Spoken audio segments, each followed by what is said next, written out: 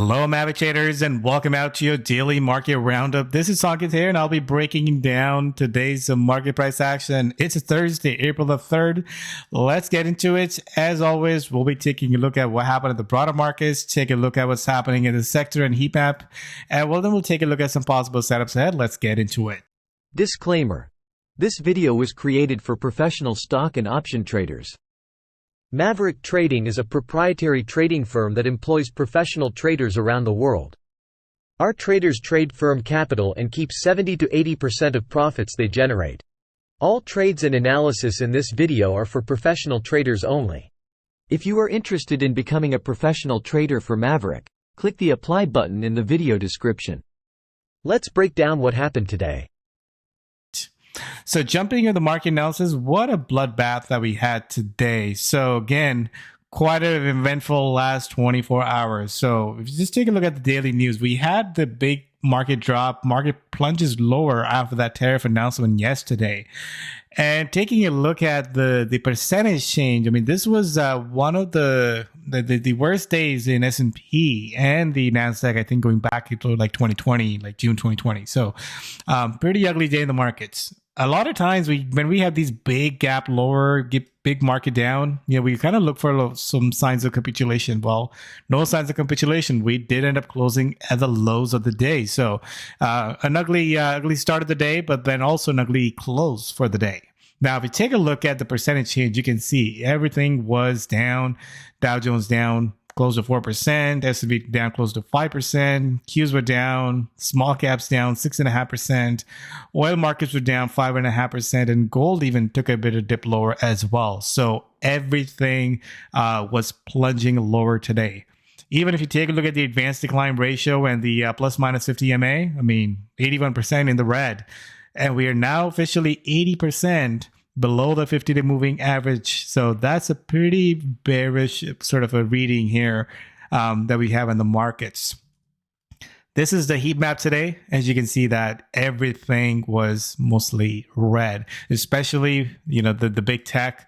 I mean, 10% down move in Apple. That's huge. I mean, Amazon down close to 9%, Meta down 9%, Tesla down 6%. Really couldn't find anywhere that you could hide. There's definitely pockets where you could have hide, and I would go over those outperformance, but everything was mostly in red.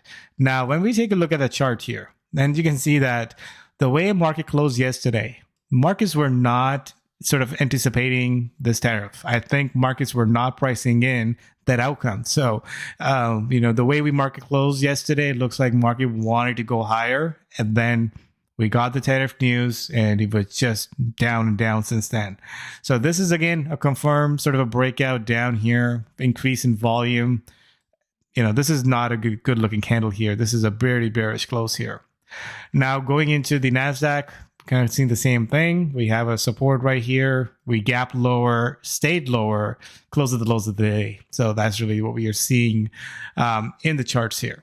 Now, when we take a look at a market outlook, now this is going to be an interesting next 24 hours because we are looking for a pretty ugly weekly close. So tomorrow, we'll see if market ended up taking another plunge lower, or do we sort of stabilize here? I think, and especially how we close tomorrow, I think is going to have a bigger impact on the markets, especially going into the next Monday. If we close at the lows tomorrow, we're likely to see that big gap lower on a Monday. That's kind of what we see. So I think the next 24 hours, it looks important. And I think at this point, if you are bearish, you're in the right direction. But at the same time, the risk to reward kind of start to kind of change where we could see some big reversals or relief rallies as well, or any signs of capitulation, something we'll be taking a look at into tomorrow.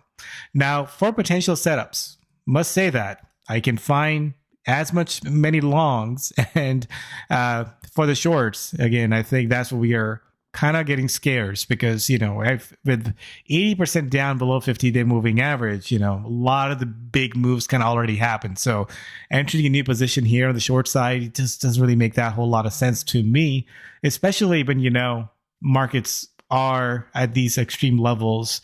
The put call ratio at these high levels, so it doesn't really make a whole lot of sense to buy any sort of puts here. But take a look at these charts that are actually outperforming. So one of the charts that I've been talking about in the last couple of times is Philip Morris. You can see sideways, he just broke out. And broke out on a nice volume on a day where things are looking pretty bearish. So that is, again, a good sign. I think that's really where you want to be, or you want to hide if you want to be sort of protecting yourself from the down move here. Now, looking at other charts, here's the other one, CME Group. You can see the same thing. High base, broke out. Again, days like today when markets are so bearish, you have pockets where the money was going into. Then we have Monster Beverage. I talked about this, I think, last week. As you can see, this thing continues to run higher. Again, no signs of distress whatsoever. Volumes are looking good. I think these are the places to be in. The last one is the AutoZone, and same thing. You can see we got a nice breakout. We did end up closing right at that level here. But again, as far as the chart goes, I still like it to the upside, above the 20, above the 50. Decent volume coming in. So overall, I think the price action looks pretty good in these places. Now we can take a look at some bearish setups. Like I said, a lot of them look so overextended already. Some of the key technical breaks that happened. This first one is Micron. You can see this thing was kind of going sideways for the most part, 84, and then just gap lower, now down to 774. So we had a big sort of a break over here. This is where we'll probably see some, inside candle here, see a bit of a recovery. But, this was a notable break that we want to keep a close eye on. The other one over here is CCL, Carnival Cruise. Same thing. Had a nice break today. So you can see that a lot of things that were consolidating, with this big move down, it just pushed everything to the downside here. And this is where we're getting, nice little gaps and then staying at the lows here. Here's the other one, Novo, and you can see this thing stays weak. So this is the one that just stayed weak regardless of market taking a big push lower. Overall, this thing is a nice candidate to the downside as far as the momentum goes. And here's the last one, Reddit. You can see this thing is also just sliding lower. Didn't have that big of a move, but you can see that it is had a nice little break today. So these are the ones that are continuing to perform. But like I said, tomorrow, I think is going to be an interesting day. Since we have the U.S. jobs report, that's the one that, again, we'll be paying close attention to. Again, based on that number, we could see a relief rally, or we could see a big sort of a, another push down in the markets. So that's why I think tomorrow is important. We have this, job catalyst. I mean, if you take a look at the numbers, we had the ADP number that came out on Wednesday. And that was actually higher than expected. If I look at the expectation, we're not really expecting a huge lot of change. And also, we got the unemployment claims today, and that was actually lower than expected. So I don't think this is going to be a ugly jobs report. It might just come in line with expectation. I think what we're going to take a look at is, if there's any increase in unemployment rate. But so far, again, with employment, we're not really seeing those things translate. I mean, we haven't seen any uptick in unemployment claims to lead us to believe, we're going to see an ugly jobs report. But regardless, we have this downward pressure in the markets. A lot of the negativity is already there. So if the jobs report comes out weaker, I don't think, that's a big catalyst. If market's weak, probably going to stay weak.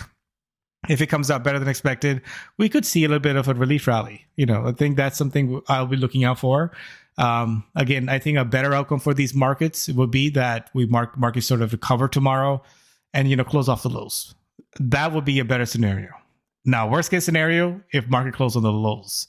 And if it does, I think that's where you don't want to be long the risk at all over the weekend, because, we see these things play out over and over. We saw that last year, back in, that late July or early August, we had that big move down.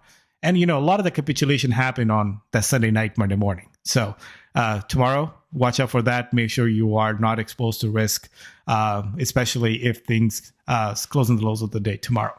That's the game plan here. Thanks for joining. Stay safe out there in these markets. Be patient. Happy trading. See you.